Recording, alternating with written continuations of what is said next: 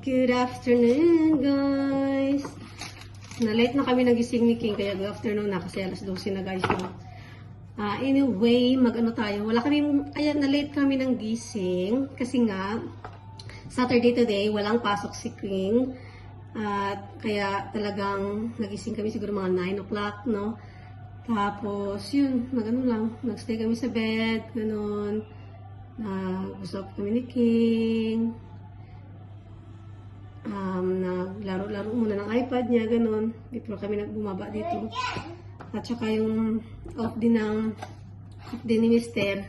Pero, magpahinga siya today, guys, kasi pagod talaga siya. Kasi sunod-sunod kasi yung work niya, 3 days. 1 off, 3 days. So, talagang haggard siya. Talagang pagod na pagod siya. So, sabi ko, magstay ka na lang dyan sa bed mo. Rest ka. Okay lang kami ni King. Kasi bukas babawi naman siya. Kasi Sunday. So, yeah. So, ngayon, gagawa kami ng aming lunch. Lunch arte. Ngayon, guys, ito yung ko kahapon. Yung binili ko sa Tesco kahapon. So, i-roast ko siya. Tapos, magano na rin ako mag-steam ako ng gulay. Steam ko lang siya, guys, no? Iwas muna ako sa prito ba. Yan, steam ko siya. At saka ito. Ito naman, i-roast ko ito. Pwede ko ba ito, siguro ihalo dito, no? Di ba mapagod siya ba? Kasi kanin ang ko dito. Kanin ang ipapares namin dito. Masarap kasi ito sa kanin. Ugasan ko na ito, tinayin ng ang ipapares ko. Tapos, tawag nito. Masarap siya, guys. Pinadapang manok na may sauce ng peri-peri. Peri-peri sauce. So, masarap siya. Siguro, kasi first time ko siya itong nakita doon sa Tesco. 30 minutes daw. I-cover ko siya. Remove from the oven. For 4 minutes. Okay. Tapos 30 minutes lang siya lutuin.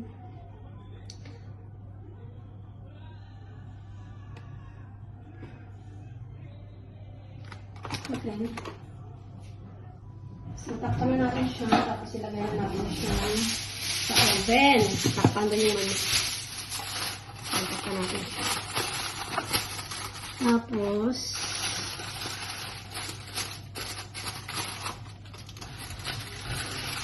okay ko na siya, guys. Ayan. Tapos 30 minutes siya, diba? 1 hour pala ito. 1 hour ko din pala itong lulutuin. So, mamaya ko na siya i-steam ito. I-cut ko na lang ito munang mga gulay para mamaya mabilis na lang yung steam. Ito breakfast ni Christian, bread at saka milkshake. Yung naubos lang niya is milkshake tapos isang ganito na cinnamon. Hindi ka naubos. Isa lang kinain. Tapos juice. Naubos na yung juice niya. Yeah, so ikakat natin itong mga gulay, guys. Tapos ugasan natin para sa ating steam ba. So ito, natin ang broccoli.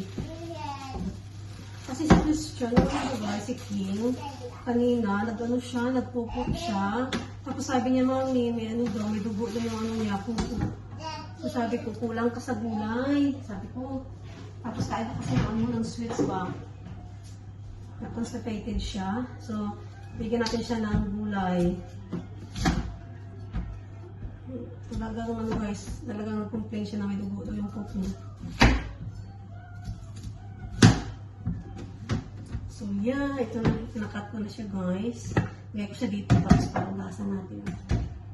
So, anyway, i-share ko lang pala, guys, no, na meron palang ganap sa aming pamilya sa Pinas.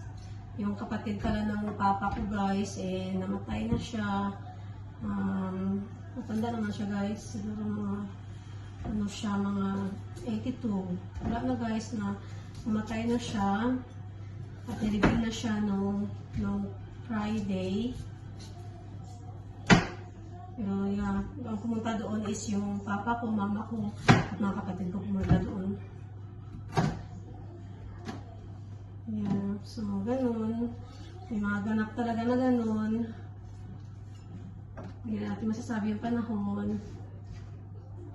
82 lang pala siya. Uya, 82 lang siya guys. Tapos yung papa ko kasi yung bunso. Siya yung, I think siya yung, after sa kanya, papa ko ang kasunod. 82 siya. Tapos yung papa ko is, 60. 60? 60. Hindi ba malaki ang gap? Sila lang kasi yung dito guys. Sila lang yung magkakapatid doon sa sa Mindanao. Kasi talaga yung pamilya talaga nila is originally from Negros Occidental. So sila lang dalawang magkakapatid na nakatira sa Mindanao. Kaya papa ko lang siya magkakapatid nila. Papa ko lang yung nandoon at nakabisita sa libing niya. So kami mga anak na siya guys. Yun nga lang, yung sa papa ko talagang grabe doon yung iyak sa simbahan. Kasi nga, hindi ko pala natapos kapatid yung napasay na. Ayun nga, sad reality guys. Pero, wala tayong magawa. Ganun talagang life. Kaya tayo guys, maging maging stay healthy. Hindi lang siguro ang healthy. Na-meet ko na rin siya guys. Uy, nung siguro last namin nakita doon sa Pinas ako.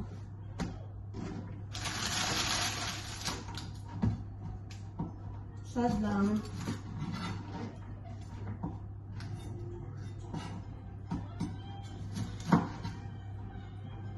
Ayan. So, ito na siya guys. Nagasan ko.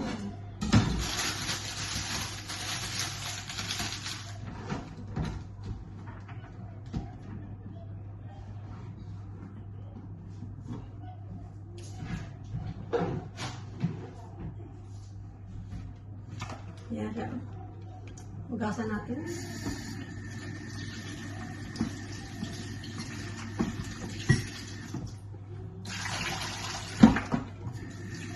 Wala naman siyang sakit, guys. Sabi wala naman ata sakit. Parang lang, yung biglaan lang ba na siya, parang katawan niya nag-give up na lang ganun kasi matanda na nga. Mayat siya ganun. Pero wala naman sakit. Hindi ako sure ha. Sabi ng makausap ko, mama ko, sabi wala naman daw sakit talaga na pagkamatay niya. Talagang pagkatanda lang ba. Namatay siya. Parang gaya sa ko, sa lola ko yung namatay siya. Ay, yung lola ko pala namatay pala yun. Parang namatay yun. Parang 88 yun sa lola ko namatay. Matanda rin sa namatay yun sa asthma. Sa TB ata yun guys. Yung lola ko naman yung namatay.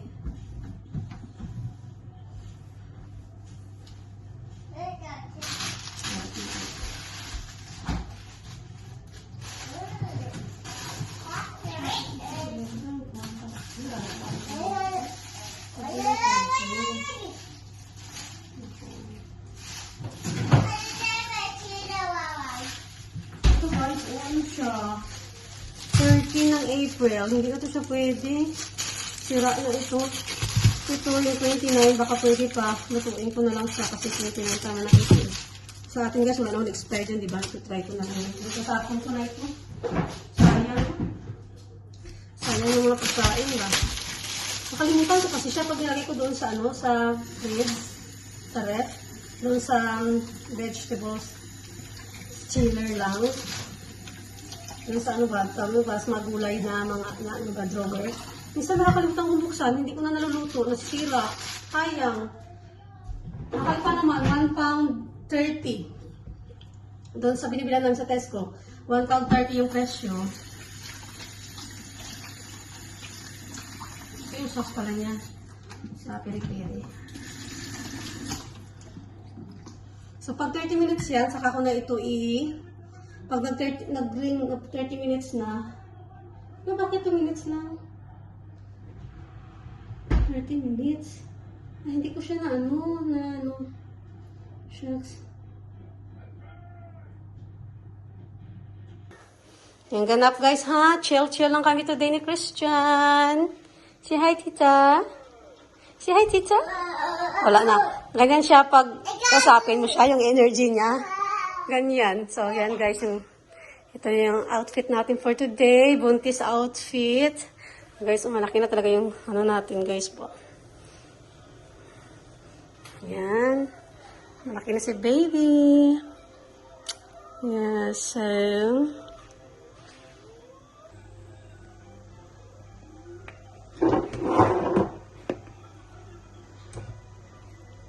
So, lagyan na natin itong mga gulay, guys.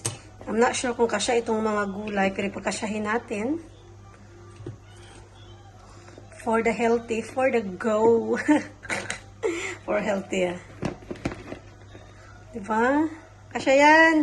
Wala ka dyan. Ang broccoli, parang ano. Iwan ko lang. Kasi kailangan namin ng gulay, yung broccoli.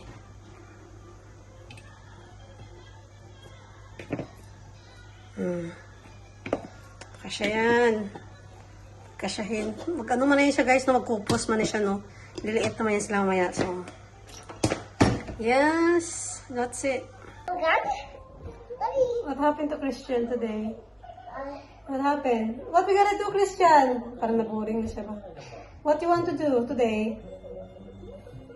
Oh, that's big mosquito, isn't it? No. Looks big, look. Is that mosquito? No, okay, go to the Tatani. Mosquito.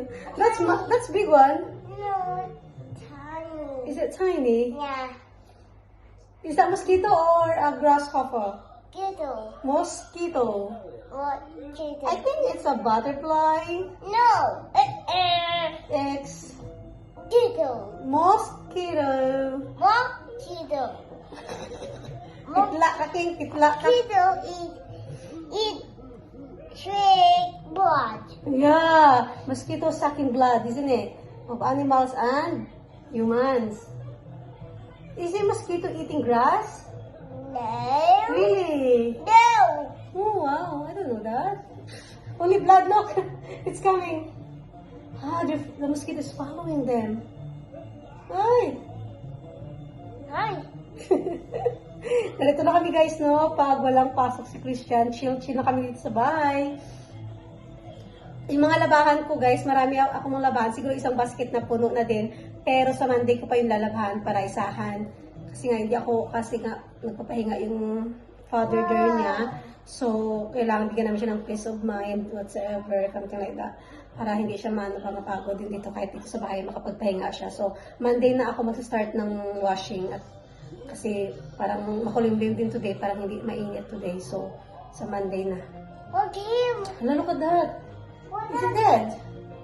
It's like skeleton. Scary. The worm. The worm. Ah, there's a worm. Ah, the worm sucked his blood. Ano siya, linta ata yan? Parang linta. Oh, look. Finish the blood now.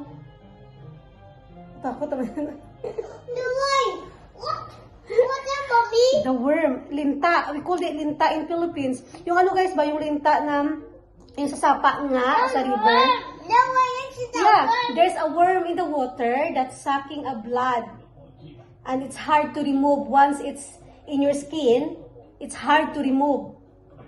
You have to peel it. Totoo ba? Sabi nila pag nakagat ka ng linta, pag may linta daw sa skin mo, ihian mo daw yun guys.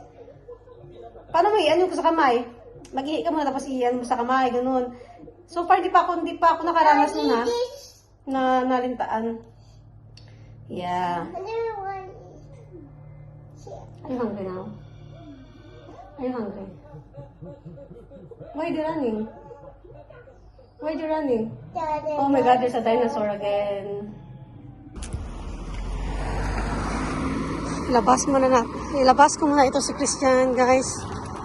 Yan. Papunta kami sa sa indoor playground. Kasi gusto doon niya maglaro. Tapos, siguro mga isang oras kalahati lang. Kasi gano'n naman yung limit nila. Tapos uwi na kami. Para lang Wait, Mommy!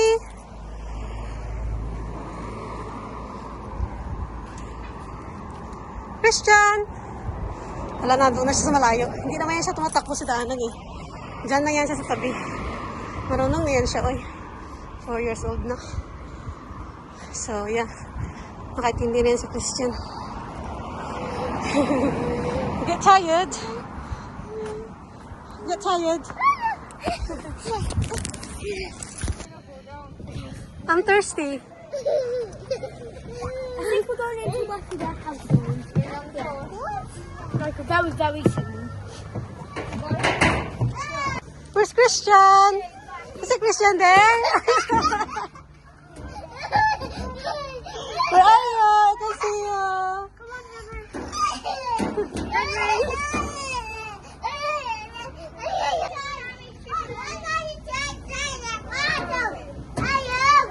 Christian, no shouting.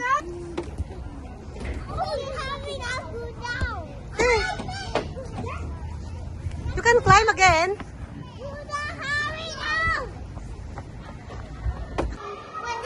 Yeah. No, here. Here. And then, start.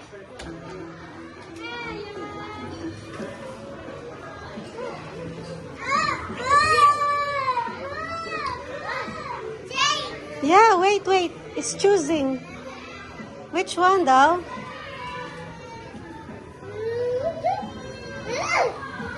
There you go, green. Okay, get it. Yeah, well done. Yeah, may open? Only one gonna get drinks now. I'm thirsty. Let's go to the shop now. Pauwi na kami guys. Tapos na si King maglaro. Ito, dumaan kami doon sa sa Koo. Kasi naghingi ng ice cream, sabi ko, doon na lang sa bahay, sabi niya. Gusto daw niya bili sa ice cream sa Coop. So, kaya pinabigyan na lang, uy. Huh? Christian. King. What are you holding? Christian, what is that? Christian, what is that? What's in the bag? Ice cream. Are you okay? Are you happy? Is Christian happy? Did you enjoy your play? Have you? There you go. No, there's a car there. Here. There's the road. Are you drunk? Uwi na rin kami, oy, kasi nakakapagod na doon sa labas. Nakaupo lang ako guys, si Christian, naglalaro. Bakit nakaupo lang ako, napagod na rin ako ba?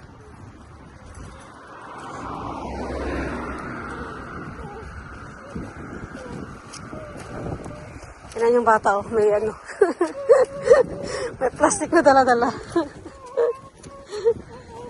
Be careful there.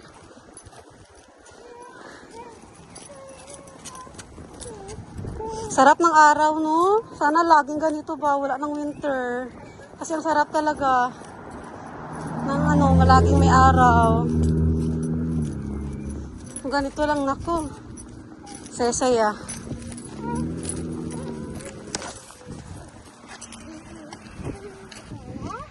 Dito na kami tumaan sa guys, sa may shortcut, sa old church. Very old ang church na ito. Ewan ko kung ilang years na yung church na yan. Come na. Which way? Here? Which way? Here? So yan pala yung shop dyan. O yan guys, yung building na yan.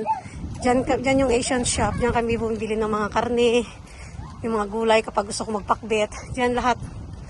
Kompleto sila dyan. Pero, ay, hindi naman kompleto. Yung Asian, ganun. Pero yung mga soy sauce, wala sila. Soy sauce ng Pinoy, ng Pilipino, wala. Be careful! Watch for the car! So, daan ko na kayo dito, guys, no? Para makita nyo naman yung view ng pinagdadaanan namin dito ba kapag napunta kami ni Christian sa indoor.